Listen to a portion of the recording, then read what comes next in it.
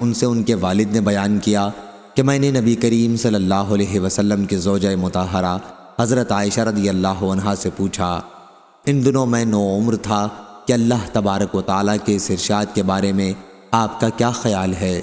صفا اور مروہ بے شک اللہ کی یادگار چیزوں میں سے ہیں، پس جو کوئی بیت اللہ کا حج کرے یا عمرہ کرے تو اس پر کوئی گناہ نہیں کہ ان دونوں کے درمیان نامد و رفت یعنی سعی کرے۔ میرا خیال ہے کہ اگر کوئی ان کی سعی نہ کرے تو اس پر بھی کوئی گناہ نہیں ہونا چاہیے۔ حضرت عائشہ رضی اللہ عنہا نے کہا کہ ہرگز نہیں، جیسا کہ تمہارا خیال ہے، اگر مسئلہ یہی ہوتا تو پھر واقعی ان کے سعی نہ کرنے میں کوئی گناہ نہ تھا، لیکن یہ آیت انصار کے بارے میں نازل ہوئی تھی۔ اسلام سے پہلے انصار منات بت کے نام سے احرام باندھتے تھے۔ یہ بت مقام قدید میں رکھا ہوا تھا اور انصار صفا اور مروہ کی سعی کو اچھا نہیں سمجھتے تھے۔ جب اسلام آیا تو انہوں نے سعی کے متعلق آپ صلی اللہ علیہ وسلم سے پوچھا۔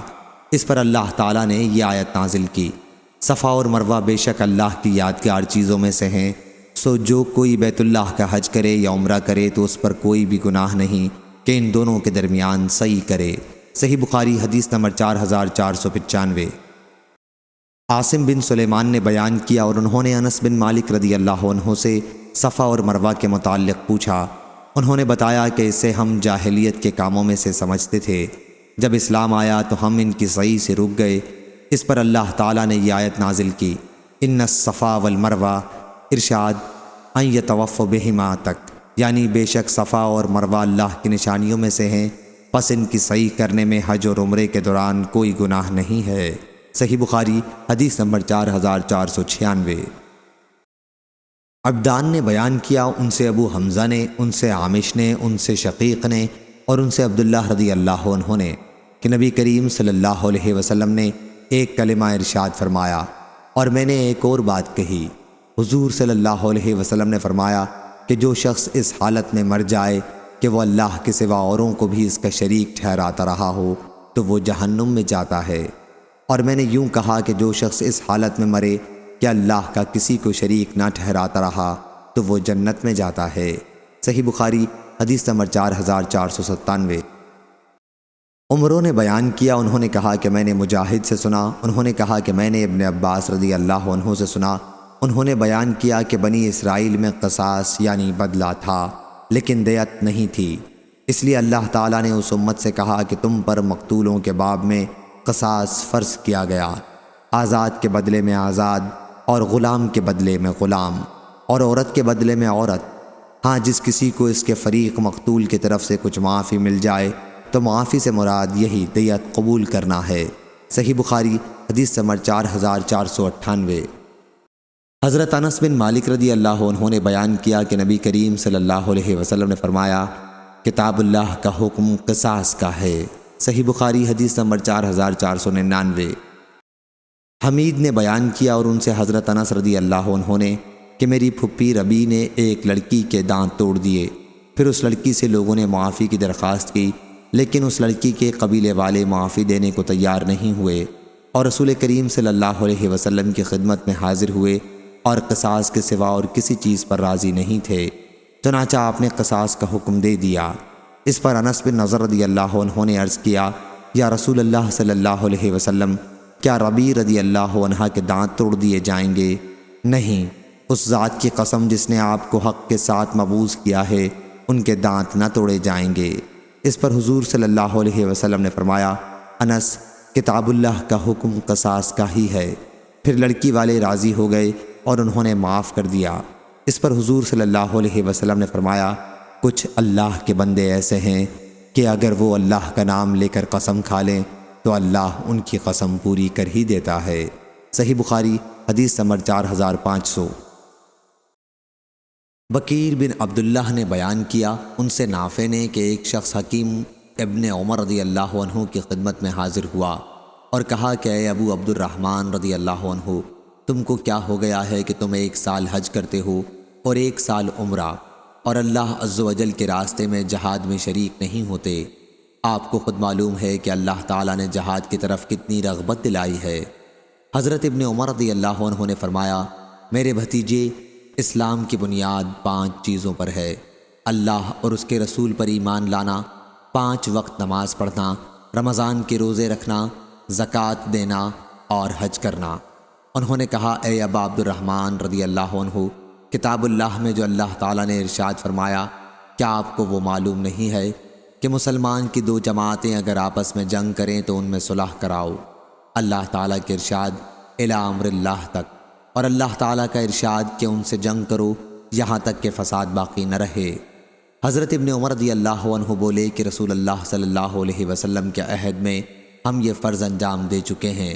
اس وقت مسلمان بہت تھوڑے تھے، کافروں کا ہجوم تھا، تو کافر لوگ مسلمانوں کا دین خراب کرتے تھے، کہیں مسلمانوں کو مار ڈالتے، کہیں تکلیف دیتے، یہاں تک کہ مسلمان بہت ہو گئے، فتنہ جاتا رہا۔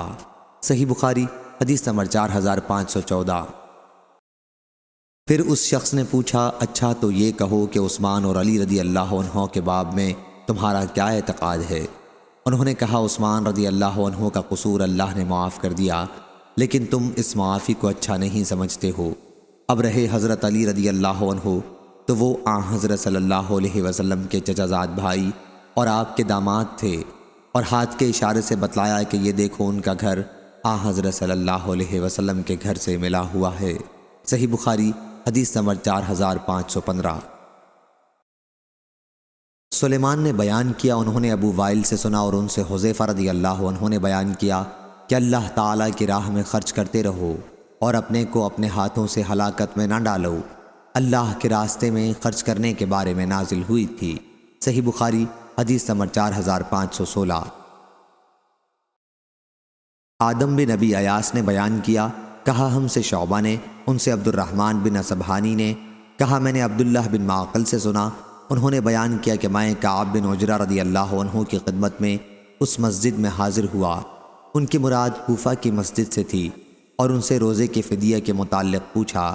انہوں نے بیان کیا کہ مجھے احرام میں رسول اللہ صلی اللہ علیہ وسلم کی خدمت میں لوگ لے گئے اور جوئیں سر سے میرے چہرے پر گر رہی تھیں۔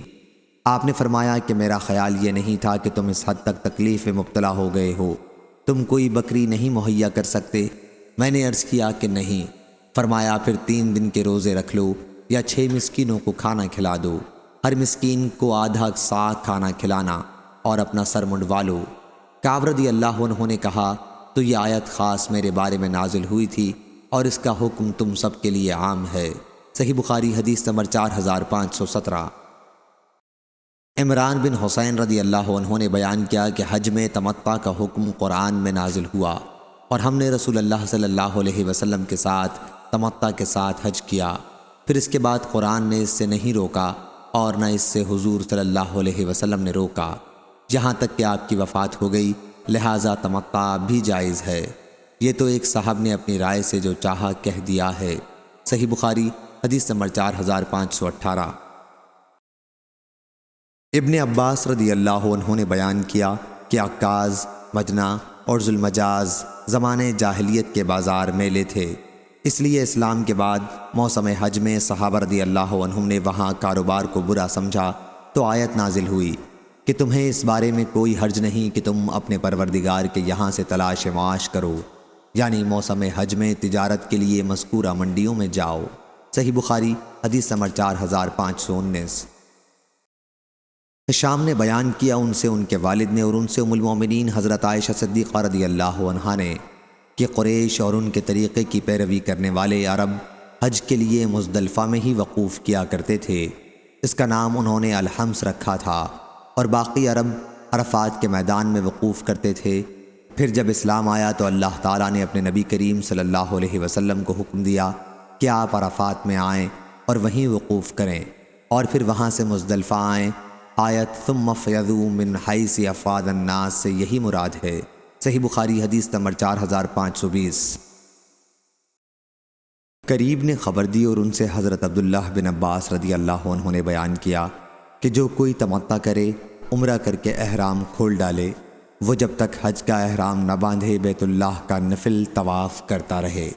جب حج کا احرام باندھے اور عرفات جانے کو سوار ہو تو حج کے بعد جو قربانی ہو سکے وہ کرے، اونٹ ہو یا گائے یا بکری، ان تینوں میں سے جو ہو سکے۔ اگر قربانی میسر نہ ہو تو 3 روزے حج کے دنوں میں رکھے، عرفہ کے دن سے پہلے اگر آخری روزہ عرفہ کے دن آ جائے تب بھی کوئی قباحت نہیں۔ شہر مکہ سے چل کر عرفات کو جائے، وہاں عصر کی نماز سے رات کی تاریکی ہونے تک ٹھہرے، پھر عرفات سے اس وقت لوٹے جب دوسرے لوگ لوٹیں، اور سب لوگوں کے ساتھ رات مزدلفہ میں گزارے اور اللہ کی یاد اور تکبیر اور تحلیل بہت کرتا رہے صبح ہونے تک۔ صبح کو لوگوں کے ساتھ مزدلفہ سے منی لوٹے، جیسے اللہ نے فرمایا ثم افید من حیث افاد الناس الآیت، یعنی کنکریاں مارنے تک اسی طرح اللہ کو یاد اور تکبیر و تحلیل کرتے رہو۔ صحیح بخاری حدیث نمبر 4521۔ انس بن مالک رضی اللہ عنہ نے بیان کیا کہ نبی کریم صلی اللہ علیہ وسلم دعا کرتے تھے، اے پروردگار ہمارے، ہم کو دنیا میں بھی بہتری دے اور آخرت میں بھی بہتری، اور ہم کو دوزخ کے عذاب سے بچائیو۔ صحیح بخاری حدیث نمبر 4522۔ سفیان ثوری نے بیان کیا، کہا ان سے ابن جریج نے، ان سے ابن ابی ملیکہ نے اور ان سے عائشہ رضی اللہ عنہا نے نبی کریم صلی اللہ علیہ وسلم سے کہ اللہ تعالیٰ کے نزدیک سب سے زیادہ ناپسندیدہ شخص وہ ہے جو سخت جھگڑالو ہو۔ اور عبداللہ بن ولید ادنی نے بیان کیا کہ ہم سے سفیان ثوری نے بیان کیا، مجھ سے ابن جریج نے بیان کیا، ان سے ابن ابی ملیکہ نے، ان سے حضرت عائشہ رضی اللہ عنہا نے، اور ان سے نبی کریم صلی اللہ علیہ وسلم نے فرمایا، وہی حدیث جو اوپر گزری۔ صحیح بخاری حدیث نمبر 4523۔ ابن جریج نے بیان کیا، کہا کہ میں نے ابن ابی ملیکہ سے سنا، بیان کیا کہ ابن عباس رضی اللہ عنہ سورہ یوسف کی آیت حتیٰ اذا استیأس الرسل وظنوا انہم قد کذبوا میں کذبوا کو زال کی تخفیف کے ساتھ قرأت کیا کرتے تھے۔ آیت کا جو مفہوم وہ مراد لے سکتے تھے لیا، اس کے بعد یوں تلاوت کرتے حتیٰ یقول الرسول والذین آمنوا معہ متی نصر اللہ الا ان النصر اللہ القریب۔ پھر میری ملاقات عروہ بن زبیر سے ہوئی تو میں نے ان سے ابن عباس رضی اللہ عنہ کی تفسیر کا ذکر کیا۔ صحیح بخاری حدیث نمبر 4524۔